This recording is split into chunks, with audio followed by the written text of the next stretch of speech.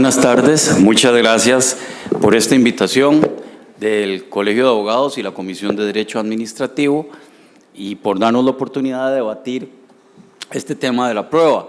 Voy a ser muy breve y práctico a partir de casos específicos y voy a ocuparme más de la prueba en la medida cautelar, en las medidas cautelares y posteriormente un par de temas de la prueba en el proceso, sin querer ser, sin que se vaya a hacer una exposición de altos quilates académicos, más bien dirigido a un tema práctico.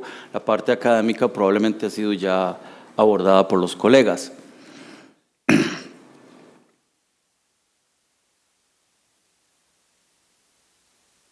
Muy bien,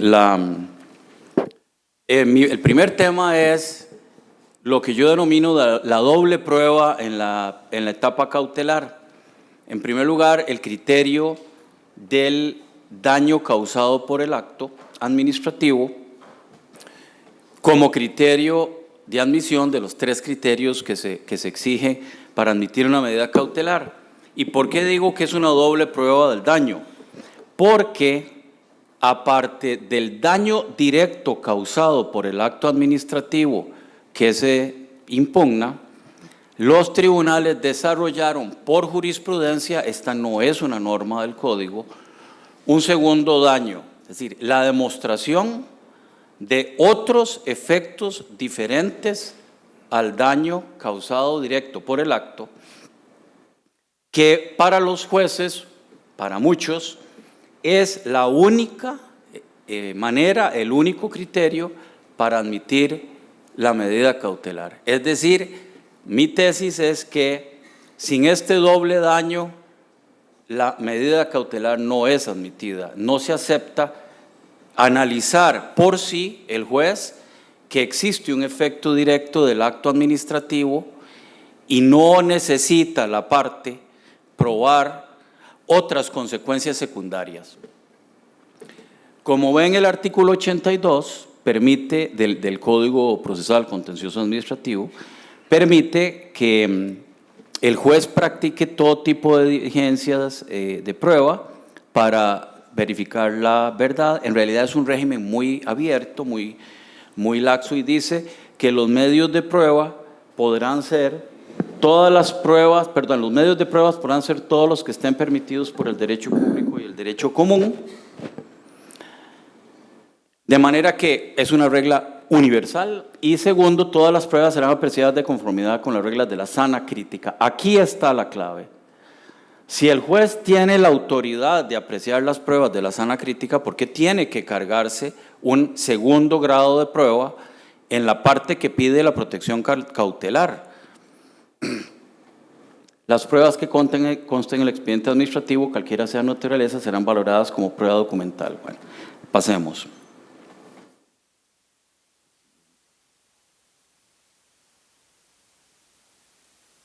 Vamos a ver casos prácticos. En este caso, había un desalojo administrativo dictado por el Ministerio de Salud. Dictado por el Ministerio de Salud por un tema del desfogue en unas habitaciones, en un condominio.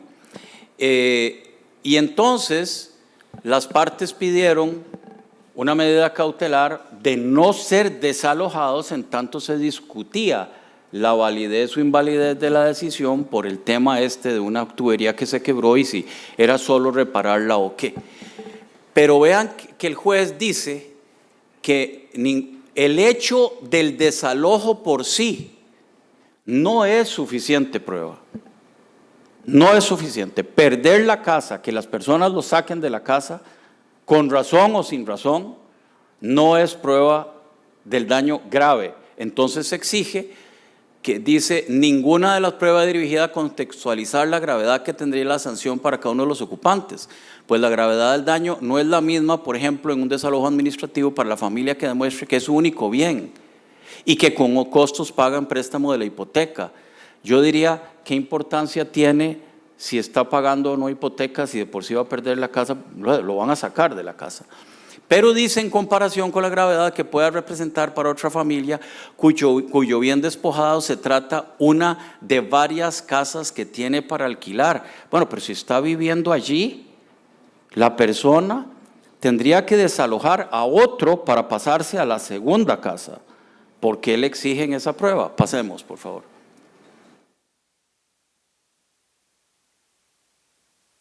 Entonces, como digo, parece que tiene el juez una visión ideológica. Es decir, si alguien tiene más casas, no procede la medida cautelar. Si tiene solo esa o si alquila, sí procede. Por eso digo, es un segundo grado de prueba.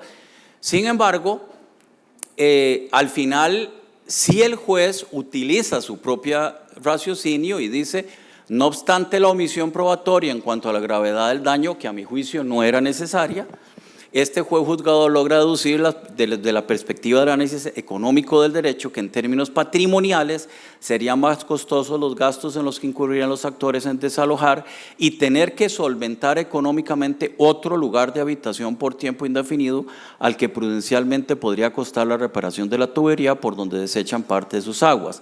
Es decir, se aprecia potencialmente mayor gravedad económica al desalojar que al hacer frente a la reparación. Así las cosas, estima este juez que sí existe gravedad de los daños potenciales y consecuentemente concurre el peligro en la demora. Impuso una contracautela que era reparar la tubería, pero los protegió del desalojo. Repito, ¿por qué el análisis era probar un segundo efecto de un desalojo? Por sí es sacar toda la familia, sus muebles y buscar otro lugar. Entonces, por eso digo que el daño, además del daño directo del acto, se exigen los efectos secundarios. Por ejemplo, en un caso se impusieron 13 días sin salario, que es casi la mitad de un mes de salario. Pregunto, ¿no es esta prueba de un daño grave? Recibir solo la mitad del salario no es por sí, es el efecto directo. Entonces nos dicen, no, debió haber probado un daño grave o desequilibrio financiero. Por ejemplo, como constituiría pasivos o deudas contraídas de cualquier índole que no podría honrar, de los cuales hace referencia sin aportar prueba alguna. Aquí está la segunda prueba, ¿ven? El segundo grado de prueba. Gastos básicos de alimentación. Bueno, si yo recibo la mitad del salario, no voy a tener problemas para pagar todas las cosas que normalmente pago, ¿verdad? ¿Dónde íbamos aquí? Vestido, servicios públicos que no podría sufragar, persona dependiente de su núcleo familiar que se verían directamente afectados con el menoscabo económico. Bueno, toda la familia recibimos la mitad de ese mes, ¿verdad? Como lo serían menores de edad y adultos mayores. Ven, 2 grados de prueba, por eso digo, el daño directo es perder la mitad del salario y el segundo prueba de daño que se exige es que perder la mitad del salario no me permite pagar ciertas cosas, ¿verdad? Como les digo, no se acepta en estos casos el efecto directo del acto, sino un segundo efecto, una segunda prueba que debe presentar la parte. Vean aquí que dice que al analizar la prueba para demostrar este presupuesto, concluyéndose que es ayuna de parte en este sentido, se le limita a argumentar que es totalmente ayuna de prueba este presupuesto por parte de quien gestiona, sea la demostración de... Se trata de un fondo enclavado. En una expropiación se expropió la servidumbre de paso que permitía que ese fondo tuviese acceso a una calle pública. Al expropiarse esa sección quedó el fondo enclavado. Se pidió una medida cautelar para dar una servidumbre temporal de paso, en tanto se discutía la servidumbre de paso definitiva, forzosa del artículo 493-95 del Código Civil, ¿verdad? Pero no es suficiente quedar enclavado. Prueba directa del daño. sino que además yo tengo que probar que había actividades agrícolas, ganaderas o de cualquier otra índole en la finca en cuestión de que se vea afectado o impedido su desarrollo. Es decir, la propiedad enclavada que por sí no puede tener ninguna actividad económica porque no tiene salida a un camino público, no es un daño grave, directo. Se necesita la segunda prueba. Luego, como digo, esa exigencia de doble prueba del daño suprime de todo el análisis propio del juez. O sea, no hay una prueba o apreciación de la prueba de conformidad con las reglas de la cena crítica racional, que es la que autoriza, es el criterio y el método de razonamiento que el código le otorga al juez para decidir. Ya está definido, puede tomar la decisión de acuerdo a una definición propia del daño directo. Se desaplica la regla de aceptarse como prueba las presunciones e indicios, como lo dice el 318 del Código de Procedimientos Civiles, medios de prueba, presunciones e indicios. Entonces, un juez puede dictar una medida cautelar apoyándose en el Código, en el 82 del Código y en el 318 del Código de Procedimientos Civiles, porque para él el daño directo causado por el acto es suficiente para probar ese de los tres elementos de la medida cautelar, sin exigirle a la parte que le presente otra prueba exactamente de lo mismo, más definida. Por eso decía que el primer efecto de la doctrina es la desaplicación de hecho de la obligación del artículo 82, no ejerce la obligación de apreciar el efecto del acto con sus propios argumentos como autoridades judiciales que son.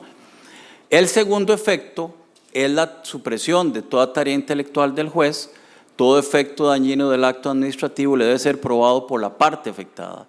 Se ha trasladado la regla de la carga de la prueba exigida para probar los hechos de la demanda principal o de la prueba del daño en las medidas cautelares. Perdón, se ha trasladado la regla de la carga de la prueba que se exige para probar los hechos en la demanda principal a la prueba del daño en las medidas cautelares. Me parece que eso no debería funcionar así. La tercera consecuencia es la relegación de la medida cautelar a una especie de mini proceso de conocimiento en que ha de tenerse por demostrados con prueba escrita exhaustiva todos y cada uno de los posibles efectos negativos del acto administrativo. Entonces opino que la tesis debe cambiar. Los jueces deben retomar su función de directores del proceso y admitir la suspensión del acto cuando sean evidentes los efectos dañinos contra la parte sin exigir una doble prueba. Otra de las vertientes del cambio, diría yo, de la jurisprudencia original es la doble prueba en casos de multas, cláusulas penales, impuestos, tasas, contribuciones. Entonces, nuevamente es una prueba de segundo grado. El daño en sí no es relevante. La prueba debe demostrar que el efecto del acto del negocio, contrato, o el negocio, el contrato, debe demostrar el efecto del acto contra el negocio o el contrato, sino contra la empresa en su totalidad. Daño grave es aquel que pone en peligro la estabilidad financiera de la empresa. Como lo veremos, el código no exige esa regla, es probar el daño de la situación en particular, pero los tribunales lo extendieron prácticamente a la quiebra de la empresa, en casos de multas, impuestos, tasaciones, contribuciones. Entonces dice, por ejemplo, en un caso, la parte perdía el 42% de su utilidad. Tal vez cualquiera de nosotros piensa que perder prácticamente la mitad de la utilidad es un daño grave en sí de ese contrato en particular, la mitad. Entonces, pero debe probarse que el 42% de utilidad es ruinoso y pone en peligro la estabilidad financiera de la empresa. Entonces es toda la empresa la que debe quebrar, ¿verdad? Vea lo que dice la sentencia. Si bien es cierto, de ello se desprende que existe una pérdida económica para la empresa por la aplicación de la cláusula penal, la misma no puede ser catalogada de grave o de ruinosa, pues aún con la aplicación de la multa se obtiene una ganancia por un monto de tante importante, siendo que no existe ningún elemento probatorio que demuestre que se pone en peligro su estabilidad financiera. Tal vez pesa que era un contrato grande, vea, pesó aquí, y que pensaban que este monto era grande, pero en realidad es la mitad de la utilidad esperada en ese contrato. Pero eso no es daño grave, tiene que quebrar la empresa, ponerse en peligro su estabilidad, por ejemplo, no poder pagarle a los empleados o alguna cosa por el estilo. Si no, la medida cautelar no se admite. En este otro caso, en este otro caso sí admitió el juez que indicios o evidencias son suficientes para otorgar la medida cautelar, tesis contraria a la que venimos exponiendo. Acorde con lo dicho, dice, se puede considerar que en el caso en peligro de la mora se requiere al menos la acreditación de un grado razonable de la exigencia de las condiciones de hecho consistentes en que el invocante de la medida cautelar estima como daño grave. Esta certeza puede venir ya sea de prueba o de indicios que evidencias de manera razonable y objetiva de un daño o de las circunstancias mismas en que se da el daño alegado, en que se puede presentar como una consecuencia evidente de la conducta administrativa. Un caso del 2013, ven, pareciera que al inicio o antes el juez podía presumir y entender el daño directo. Luego otorgó la medida cautelar porque el daño era grave para toda la empresa, claro. Primero dijo que podía haber indicios, pero después volvió. La ejecución de los actos administrativos igualmente impugnados le afecta gravemente a sus finanzas, ya que aporta prueba fehaciente que demuestra la afectación patrimonial importante. Si se hubiera quedado aquí el juez, hubiera podido dictar la medida cautelar con la primera sección de su sentencia, pero luego se apoyó en una prueba donde en este caso la empresa sí demostraba que no podía pagar, de manera que el daño era grave, pero por peligro de insolvencia. El código no pide que las personas o empresas estén en quiebra como prueba del daño grave, permite suspender efectos del acto cuando se causa daño grave de la situación aducida. Y aquí está el punto, la situación aducida es circunscribirse a la circunstancia de hecho que se está debatiendo, no al futuro ni de la familia, ni de la empresa, ni de la finca, ni de un negocio en particular.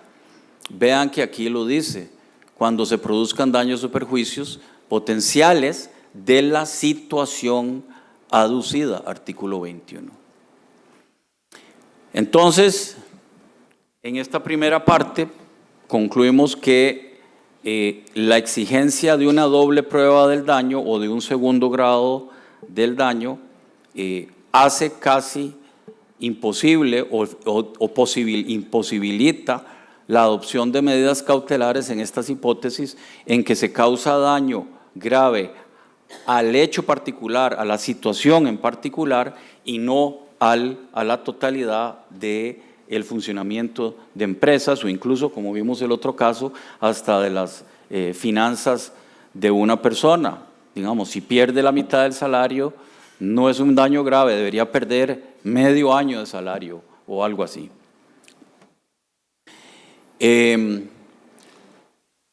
Vean que el segundo caso, pasándonos ya ahora a la fase de juicio, es la doctrina judicial de la preclusión judicial de la admisión de prueba en la etapa preliminar. Entonces, el Código no dispone que la prueba rechazada en la audiencia preliminar no pueda ser admitida por el tribunal de juicio. La regla ha sido creada por jurisprudencia. El Código dice 90 que se revisará en la audiencia preliminar la admisión de prueba, se rechazarán las que sean evidentemente impertinentes o incondicentes, pero no crea la regla aquí de la preclusión. Es decir, un juez que arbitrariamente rechaza prueba que es fundamental para probar los hechos de la demanda y la pretensión, no ha causado un acto, no ha dictado un acto que impone la decisión al tribunal de juicio. Me parece que es a la inversa. El tribunal que tiene la máxima autoridad sobre la conducción del proceso es el tribunal de juicio y debería poder revisar las decisiones de la audiencia preliminar, aun cuando la audiencia preliminar pretenda facilitarle su trabajo, dejar preparado el juicio para debate. Pero el propósito de la audiencia preliminar no es sujetar o limitar al tribunal de juicio. Dice el 96 en cuanto a las, entendería uno a las pretensiones, pero que lo actuado y manifestado por el juez tramitador durante el proceso no prejuzgará el fondo del asunto, ni será motivo de impedimento, excusa o recuración. Bueno, si no prejuzga el fondo, porque esa no es la tesis, ese no es el propósito de la medida cautelar, ¿por qué entonces los jueces del juicio han dicho que no aceptan la admisión de prueba que ya fue desestimada, porque dicen que esa es una etapa precluida?